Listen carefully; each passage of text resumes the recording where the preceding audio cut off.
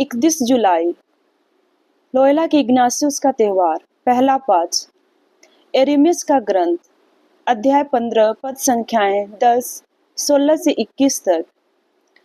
हे माता, आपने मुझे क्यों जन्म दिया? धिक्कार है मुझे, क्योंकि सारा देश मुझसे लड़ता झगड़ता है। मैं न तो किसी को उधार देता और न किसी से उधार लेता हूँ, फिर भी सब मुझे कोसते हैं। तेरी वाणी मुझे प्राप्त हुई और मैं उससे तुरंत निगल गया। वह मेरे लिए आनंद और उल्लास का विषय थी, क्योंकि तूने मुझे अपनाया। हे विश्वमंडल के प्रभु ईश्वर, मैंने कभी मनोरंजन करने वालों की मंजली में बैठकर आनंद नहीं मनाया है। मैं तुझसे अविष्ट होकर एकांत में जीवन बिताता रहा, क्योंकि तूने मुझ में अपना क्रोध भर दिया था। मेरी पीड़ा का अंत क्यों नहीं होती? मेरा घाव क्यों नहीं भरता? तू मेरे लिए उस अविश्वसनीय नदी के सदृश है, जिसमें सदा पानी नहीं रहता। इस पर प्रभु ने यह उत्तर दिया, यदि तुम अपने शब्द वापस लोगे, तो मैं तुम्हें स्वीकार करूंगा और तुम फिर मेरी सेवा करोगे। यदि तुम नीच भाषा नहीं, बल्कि सुयोग्य भाषा का प्रयोग करोगे, तो फिर मेरे प्रवक्ता बनोगे। वे लोग फिर तुम्हारे पास आएंगे, तुमको इनके पास नहीं जाना है। मैं तुमको उस प्रजा के लिए काशी के अजय दीवार बनाऊंगा।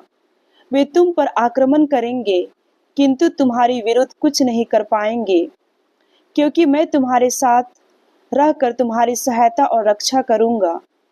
यह प्रभु की वाणी है, मैं तुमको उग्र लोगों के पंजे से छुड़ाऊंगा। यह प्रभु की वाणी है।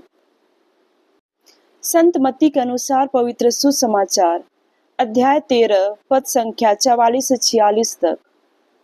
यीशु ने लोगों से यह कहा, स्वर्ग का राज्य खेत में छिपे हुए खजाने के सदृश है, जिसे कोई मनुष्य पाता है और दोबारा छिपा देता है। तब वह उमंग में जाता और सब कुछ बेचकर उस खेत को खरीद लेता है।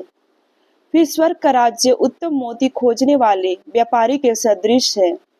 एक बहुमूल्य मोती मिल जाने पर वह जाता और अपना सब कुछ बेचकर उस मोती को मोल लेता है। यह प्रभु का सुसमाचार है। मनन चिंतन।